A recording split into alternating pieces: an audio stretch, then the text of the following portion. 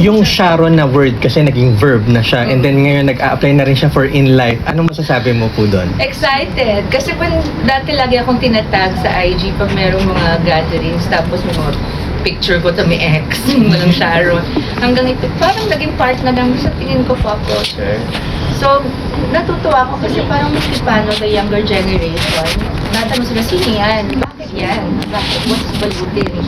So, parang nakakatulong sila sa pag-reintroduce nung walang meaning. Tapos it's cute. I laugh a lot when there's something like that na they tag me in. I find it so sweet. Funny. And sa in life kasi mag-Sharon para sa kinabukasan. Yeah, sabi ko nga kanina after singing, sabi ko, we Sharon in gatherings, but I hope we'll remember na pag-Sharon for the future is more important. I've been doing that since I was 12 for saving for my retirement. Yeah, so the earlier you start, the better. Siyempre, as a megastar, you have your own radiance towards other people. How would you like to be remembered then? Oh my gosh. I like that my work, my movies, or my songs touch their lives. But I'd like to be remembered more for being a good person, authentic. That's my dream. Ready na po ba tayo na magre-reach na tayo dun sa senior part? Next year. Sabi ko, hindi pa minadali para meron na akong discount. Because I'm happy, when you hit 50, you realize na you can do things and not have to make excuses for them anymore. You've lived for half a century and parang you have the license na to just, parang dati parang maingat lagi, dati parang not that sa akin sobrang hirap nun kasi mostly naman parang I've stuck to my values, parang almost what you see is what you get.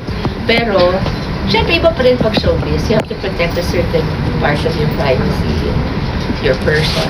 But after 50, there's more freedom in a sense, and you'll only understand that when you do get to 50. And after 50, and I'm pushing 60, I feel freer, and because I'm comfortable in my own skin, because I'm happily married, because I have great kids, and God has been so generous and just gracious and faithful, and parang I think I've been blessed too much, and I'm also been trying to stop feeling guilty about that. I have to somehow think maybe I deserve it. And for my last question po, more than, aside from being a multifaceted person po, an artist, voracious reader din po kayo. Ano po yung mapapayo nyo? Kasi sa generation natin, hindi na ganun ka dalas magbasa ang mga Pilipino. I know there's YouTube. You can learn so much on YouTube. I do. But books are still a different friend. Sabi nga nila, when you want to read a good book, go back to reading something you've already read before.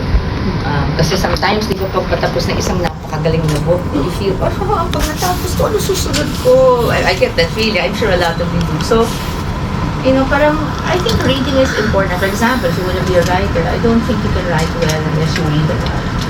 Because things just get stuck in your memory bank, and you come up with your own prose. But then, when you also read a lot, you learn a lot from all these other great writers. There's such magic in the written word that you can't find anywhere else, I think. And now, you can take yourself off to another land, another time period, ever since, but these kids should realize books take you there. Books do that for you. And because books are more, I think the practice of reading books is infinitely more interactive than just watching something. Lalo na pag retired period Yeah, oo. At saka you can go back to certain paragraphs over and over and over, and the chances are they'll hit you differently. So, yes. So I have one of my biggest expenses over the decades has been books, and I don't get denied because I read them with my kids, and I cover each of them myself. They're like babies, because especially now they're expensive. But also, and my books are not all, I like architectural books, I like interior design, I like, whatever in the home. There's decorating, there's organizing, there's cooking. It's not all just, these highfalutin, Of course, I learned a lot from biographies, but it's all these books that think, oh my God, there's a whole universe out there that you will learn just from reading. It starts in childhood, in grade school, and if we just are able to nurture that and just understand how valuable it is, it's a gift to be able to read, and it's a gift to be able to understand it in more than one way. So I can read the books with my kids, or I can donate them to libraries after I'm done. I've told my kids that. So there's no wastage. Pareho po kasi tayo na expenses natin ang Yeah, books it's an po. investment. Don't worry about it. And there are books na I have already bought books before na from the 1800s and the 1900s. I've even had a couple of books restored in a museum. Kasi ano yung pages? Ay! It's you, my love! JC, ano na yun, ano ba call it, nag-disintegrate na. So, hi! So, I sent it to a museum and they restored it for me. Anong book po yan? Usually, pag cookbooks na luma, because I really love cooking, and I like the science and the art of cooking. I try to understand. And when I get interested in something, I have to look at the whole, everything else around it, its periphery, even the history, the ganyan, how did they do this in old Europe, how did they, ganun ako. So, I don't know, I just find it, even my cookbooks, I read like they're novels. Kasi there's a story. Dami. Well, sa mga, I've always liked Stephen King because he's such a great storyteller, and I'm an actor. So I like good storytelling. I like Danielle Steele. I was really addicted to her when I was a teenager. My escapism, di ba? Escapist na books. But I read a lot of business books. Lately, they've been books on Airbnb. Yeah, so I'm probably getting to that. But yeah, investing, all that. But it's books give you so much. And if you read from the right authors, oh my God, there's a whole treasury. Thank you po. Sharon, you came out with a blog recently about retirement. Yes. Okay. Can you share about your insights? Of course, a little bit more so that our media friends can hear. What I've always known about retirement, from the time when my parents were alive and I was still a little girl, I would always hear, parang, when you're old na and you retire, your money should be working for you. You shouldn't be working anymore because you have to.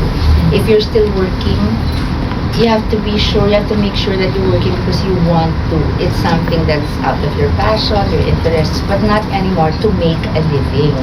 But it's just going to give you something to do when you're older. While you're young, the younger you are, the more years you have for your investments to really grow, the more, diba? Even in the, what do you call it, the power of compounding, that's really the secret. The younger you are, no matter how small you invest, the power of compounding will make you finish with a higher return than, let's say, the next millionaire. But you have to start as early as possible. And to those naman who didn't get to start early, it's never too late. That's why in life, I mean, it's the first insurance company that really came out with a real blueprint for that. So it's an offering that isn't available from other people, the way it has been comprehensively detailed by Inlife. And that's why before I endorse something, you have to be so sure, di ba? And like I said in the commercial, gusto mo yung hindi ka na lang umuutang, hindi ka na tapos nag-invest ka at mas malaking kinikita kaysa sa traditional na accounts na alam natin. Ito, it's really your money. You're really preparing for your future. So, I was so happy to do the commercial because I said, the first time this is being taken up like this, in this way. And it's, I'm happy now there's a tool like this now that wasn't really available before. Because we're so hardworking, pero ang Pilipino, di ba, parang you want to take care of everybody. Minsan, ikaw na siya shortchange. No, you have to learn how to also pay yourself first para, as time goes on, you have more to get from to be able to help more. And also to take care of yourself when you're older. Because what I realized about being so generous is when you are the one in need, you cannot really depend on it. Michelle, since we're in the topic, kasi magkaiba po yung, like, magpa-plan for retirement at the age of 40 and teenagers. Ano po yung thoughts nyo doon? Kasi I know people like to retire young. I hope when they say that, I think sa akin, it's okay, di ba? I mean, live your life the way you would. But nanghihinayang ako sa money earning capabilities ng isang mas bata. So, parang your best earning years are while you are young. And at my age, you should really just be doing things because you enjoy them, and you should have already been able to save enough to build on, not necessarily for, like I said kanina, if you're gonna retire, you wanna be able, this also applies to younger people who get into early retirement. I think even if you retire younger, of course, it's different kasi ang ganda rin na you have all this energy pa, bata ka pa, and then you're able to do all these activities na hindi na magagawa ng mga nag-retire at 60, 70, di ba? Pero be smart about it. That's all. Parang don't stop doing, and you know, if you can, whatever you're passionate about, why not find something there that you can turn into a business or a money-making enterprise? And if you like surfing, for example, why not invest in a surfing school or just a little resort or an Airbnb that you can enjoy your life, you can be doing what you want, and at the same time, you know, still be earning to cover the expenses of your hobbies and your passions. I think that's just smart. Basta your basics are taken care of, then think about, you know, it's not just you eh. What about your loved ones? Diba? You want to also make them libre every now and then. You want to give your parents a great future, a great life when they retire, or your brothers and sisters. Not everyone's in the same boat. So, habang may energy ka, habang bata ka, keep working. But if you choose the early retirement option, that's fine too, as long as you keep moving. And don't stop there. Kasi I don't like na your money that you have saved, hindi mo alam how much farther it could go. And then pag matanda ka na, you'll regret na, parang I will outlive my money, patay. Parang if your money runs out before you pass away, what will you do? So just make sure there's some, and then if you want to leave something to the people you love, then at least meron ka kahit konti. Michelle, pag-usapan ng retirement at savings, malapit na po kayo magbalik prime time for saving grace. Yes! Nararamdaman, grabe yung trend. I just have to tell you, I don't know if I'm supposed to say this, but I think it's safe. Mas maraming eksena, mas mahaba, maraming eksena hindi napanood sa Prime because we had to condense everything and comply with the 14 episode of Prime. But the ABS-CBN version will be much longer, much more detailed because we still have a lot of scenes that we shot ourselves that we haven't seen. So it's going to be more exciting. So something new for our viewers to look forward to on TV. Ano po masasabi nyo na yung mga snippets na nag-viral? Grabe yung puksaan daw ng, that's the term, puksaan ng acting between Sharon, Julia, Janice, Jenica, etc. Oh my God, they were all such great actors. Ang sarap magtrabaho pag nasa, you're on the same page. Everyone gives their best. Everyone brings their A game. Na parang pag take, sinabi dito, action, you have to give your all. So it's really a team effort. Every scene has been a team effort. And everybody was given their own highlights. That's so special. And you know, you work with Janice or with Julia, with Jenica, and the rest of them. Wala ka nang hahanapin. You don't have to think of the performance of the co-actors. You have to mind your own. You have to do your best. Oh, and that was so rewarding. I loved working with them. I love them. May upcoming teleserye ba ni Sharon after Saving Grace? Humingi ako sa ABS, so hindi ko alam kung kailan. Oh, pero sabi ko, first teleserye ko na full on eh. So parang sabi ko nung umpisa, ang hirap pala. Ang dami. Pag movies, it takes you 3 months to make a 2-hour product, di ba? Ito parang, Diyos ko po, ilang eksena in a day. Kami noon parang marami na yung 7 or 8. Sobra na yun, bata pa ako noon. Mga, minsan 3 to 5 na lang. Diyos ko dito, no, 20. O ganun talaga. So, kasi it's a teleserye, you have to, So, but you know what? No, after the first week or 2, wala na, sanay na. I was so happy na. My last, taping days. Puro highlights yung sinuot ko para di ko man napansin. Kasi gusto ko, nakahiga ako, naiyak lang ako na team. Pag niyaya po kayo ni Coco for Batang Yapo, Oy, anytime. Anak ko yun eh. laban. Wag lang bold, payag. Pero hindi, on second thought, dream ko yun eh, maging bold. Nakakatuwa si Coco. Noon pa niya sinasabi, Mami, basta pagka gusto ko yung maganda. So, bahala siya. Ako naman, basta tawagin nila ni Julia, ay anytime, kahit di ko pa nakikita, oo ako. Galing nila eh. There's Coco is a genius. I mean, in the real sense of the word. I have never worked with someone. I was so amazed in Provinciano. Pinapanood ko siya. Nagsushoot kami eksena. Lahat kami kasama yung Adila, all-star cast.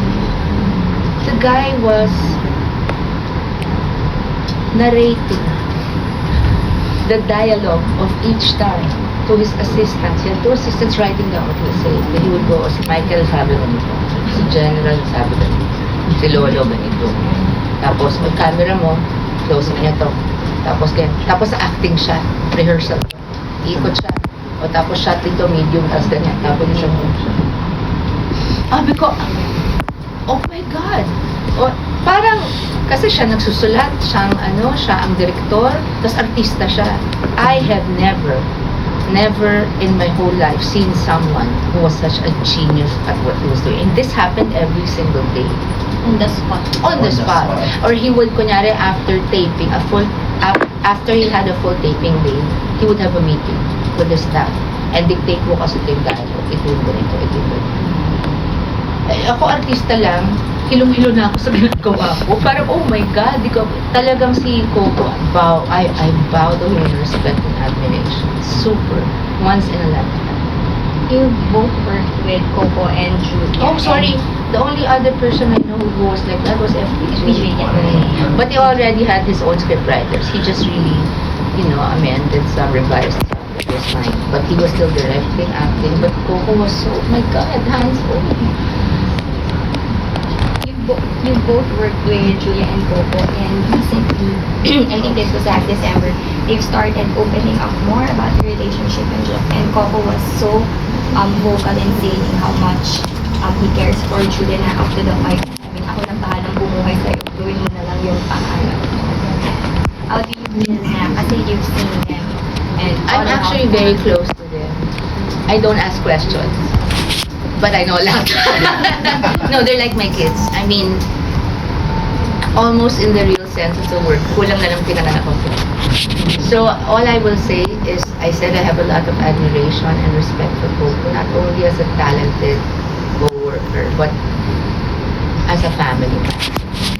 They love each other very much. They're very happy together. I wish them only the best and for this love to last forever. I don't like when people judge them because of the age gap, because I know what Julia had to go through when she was younger, and she's in a much better off place, I'd like to say. She says that she's very much loved. She's such a queen. I'm happy. Sharon, as a megastar, may nilulook forward ka pa ba sa career mo? Dati there was a promise of a project in Hamburg. Pero pag pala magulo yung mga producers minsan, it's not worth it for me. Sa akin, bonus na lang yun. So if it doesn't push through, I'm fine. I'm very happy here. I'm fulfilled. Everything I'm doing now is a bonus. Every piece of work is really more of a passion project than something out of necessity. So when I miss doing concerts, I do concerts. When I miss acting, I ask if there's a movie or someone comes up. So I started in 1978 and acting in 1981. So I think I've touched on everything I wanted to do. Unless something surprises me in a different kind of role, then I would be happy to do that. Yeah. So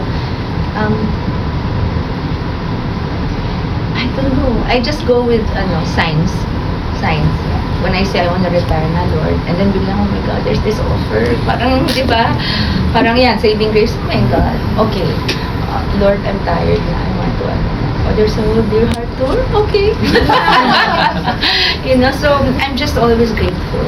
Always grateful. Aside from having in life, ma'am, ano pa yung ini-envision mo before your retirement? Ano yung mga plans mo para sa retirement? Na I hope hindi ka pa magre-retire. I think my husband talaga told me once, sabi niya, when you say you want to retire, why don't, if you're tired, why don't you just take some time off? And I'm like, oh nga ano, pwede naman kahit 1 year magpahinga, and I've done that already. Parang, oo nga, ba't pa gusto ko full stop, tapos pag nainip ako, sasabihin ko na lang, parang I wanna act again. So, parang I'm taking it day by day. I'm not in the rat race anymore of show business. Di na ako nakikipupunahan noon. Dati you had so many expectations, so you had to really live up to all of them. You had to, minsan kalaban mo sa box office, sarili mo. Kailangan, you had to break your own record. So, now I'm just, give me a role. I'm just excited. Like Miranda's different. Correct. First time I ever did something like that, and I'm so happy to do it. So, ako, since kasi maipon talaga ako, tsaka ma-invest ako bata pa. I had a very good guide in my father. So, I already knew. Interesado ako sa investment, bata pa. Sharon, how would you react to Filipinos parents making their children their retirement? I feel bad about that. I feel bad about that. When my kids na they make me loving this yung mama, we're gonna take care of you. Oh honey, I don't expect you to do that because I'm working so hard for you guys. But I think it's also right for a child. Like, I did it. But I didn't really have to take care of my parents day to day. But when there was a big bill, like a medical bill, a hospital, oh my God, these are my parents. I mean, without their guidance and their love and the way they raised me, I don't think I would have gone as far as I have. But I think kailangan din sa atin yung filial ties. It's just in our culture. And I'm sorry, kahit anong sabihin mo, may utang na loob ka sa magulang mo. So, siguro hindi naman like me, they know I don't need their money, pero yung the mere thought na naisip nila. So like Frankie, when she got her first paycheck, it was 20,000 in cash. When she got home, I said, wow, Mama, you were paid. You know, she was giving the whole amount to me and Kiko. She said, it's my first well, oh my God. You know, just give us 1,000, we'll split it. So I go, and then you keep that. Half of it you can spend for what you want, half of it just keep it muna. You're teaching them, you know, just the gesture. Just the generosity. Yes, the generosity. Parang nakakaano lang ng dibdib, di ba? Parang, or someone will say, Mom, you can use my savings muna. I'm like, oh, no, di ba? If I ever borrow money from you, I will pay with interest, but I never have. So, it's just cute na they're aware and they're very willing and there's so much trust and respect. So, yun lang, I think, don't ignore your parents. Iba naman yung talagang nineglect ka, tulong pakialam sa'yo. Iba naman yun, syempre, case-to-case basis. Pero yung talagang nandyan, from the beginning, magulang. Sharon, invest, you teach your children to make an investment. And kung meron man po kayo ituturo, what kind of investment? Also with Miss Casey Concepcion also. I taught Casey even before she graduated from college. So when she graduated, I said when we get home, because we were in Paris, I said when we get home, I'm turning over to you all your savings. Not 1 peso less. So, kung ano lang tinubo sa pag-invest ko nung inabot ko na.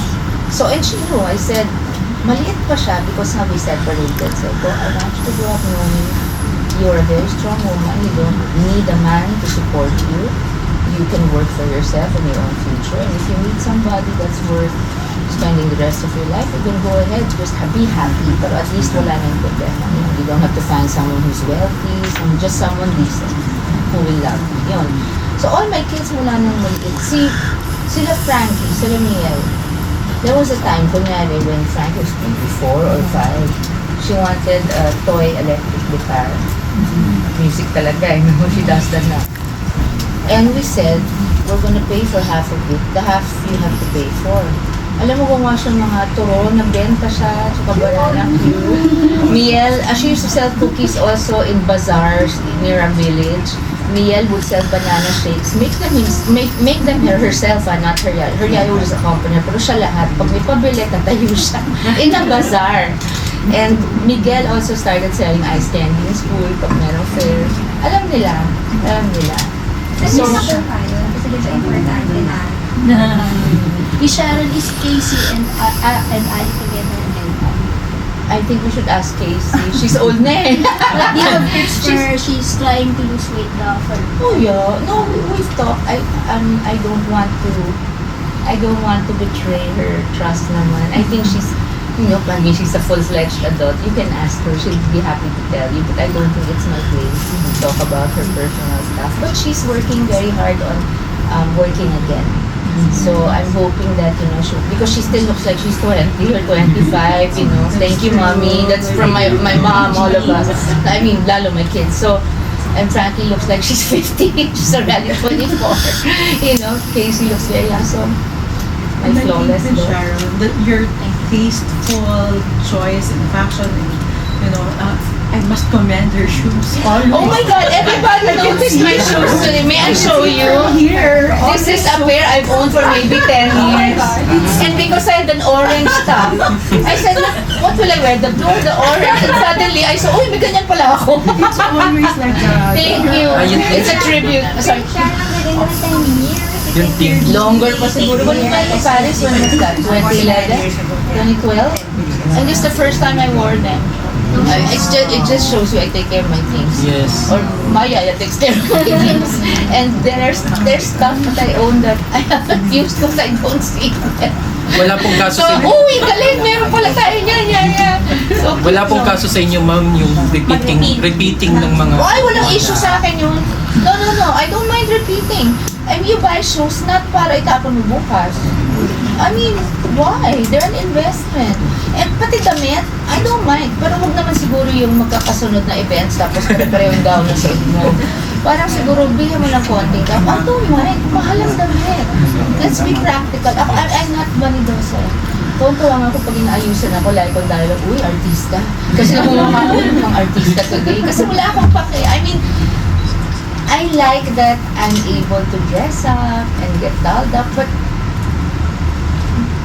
there have always been more important things to me than what I'm wearing today or what I look like today. But, maybe I'm cute, but I'm not naman, basta I'm decent. I don't have to look like, lumalabas ako, okay lang sa akin yung parang bagong ligo na galing sa batis ng laba, okay lang sa akin. Oh, I'm not maarte. Kailangan lang ganito ko sa artista. Have you counted po how many bags you had? So many years. You collected. I collected without knowing I was collecting. And then my mother passed away and she added to my collection. So I have lots of vintage stuff. Even my first Birkin is now 35, 40 years old. 30, mura pa Birkin now. I'm sorry, Kelly pala yun. Kelly. So, at nagamit ko lang siya sa probinsyano na. Never ko siya nagamit. So it was just there. So now I have lots of stuff. And I want nga, parang I want to sell some bags na never ko nagamit. Yeah, and just keep the bags that I like. Kasi it's impossible to use everything. Kahit na araw-araw magpalit. Sorry, but I might just do that. I'll do it online maybe. I don't know. Nasa isang room po ba or rooms? One is in a bedroom in my other unit. One is a bedroom in my other unit, which is full of shelves. And I have a warehouse. I lease a warehouse. And it's so full. Not just of bags, but all my other shoes. Rafael has the last question. Yes, He's the youngest Is that what I asked? from Inquirer. Good job. Start working early and learn from your seniors, ha? JC with no, never stop seniors. To this day, I ask, how was that direct? How was that? There are people with more experience. No matter how great you are as a writer, there are people who will know more than you do. Listen, and then add your own, and you'll be great. Yeah. Siguro din po, having a shared sense of financial responsibility and when you're thinking in like family with me and I wanted to ask, what's it like to work with your own daughter as in like seniors? It's wonderful. She gets excited when she's in college now, but when she's home, when she's here on vacation, she asks me, Mom, yung call you. But if there's something like this, oh yeah, baby, it's okay. None pa me. She's excited. It was great working with her because parang she grew up watching you on set. Suddenly, she's with you. Parang mas concerned ka sa kung saan ginagawa niya without trying not to be intrusive, di ba? Pero gusto na siya, ang ginagawa niya. And then you see when you hear people say, ang galing, naman ko lang. Parang pumapalakpak yung tenga mo. Oh, my children are I have the best kids in the As a Gen Z din for myself, is there any piece of advice that you share with me, or you can say to fellow Gen Zs as well who are in the workforce? Nowadays, honey, there's one thing that I told my kids and their friends, Miguel Bartada in particular. They asked me, if there's one quote that you would like to, that you live by, you want to share with us people. I said, okay, never compromise passion for principle. Because if you do, you may win now, but you don't know you're still losing. So, okay, principle first. It's a very rare trait nowadays, especially where I don't mean to this, but because everything is instant gratification. We had to climb our way up without all your technological, what you call, comforts. Remember, bata pa kayong lahat, but when I was in high school, I had to go to the library to research something and borrow books this high and then return them in time or may fine ako, di ba? And we had to manually type. We didn't have backspace. Delete, walang ganyan. Typewriter. It's, you have all of these, there's all this new technology that you should use for good. It's so easy to be tempted by easy money, and do not sacrifice your principles for that. Because you're not just building wealth or something for the future or a name. You are also leaving a legacy. You don't want your kids and grandkids to one day say, wow, yaman na natin pero saan mo lang. So we can take a photo with Bishara. Yes, I love to. Ang galing po no, na-incorporate niyo yung sabay tayong mag-secure ng Yeah, totoo, insurance sa kantang kahit pa. Yeah, on the spot. Sabihin niyo po sa partner niyo o sa asawa na sabay dapat. Yes, please,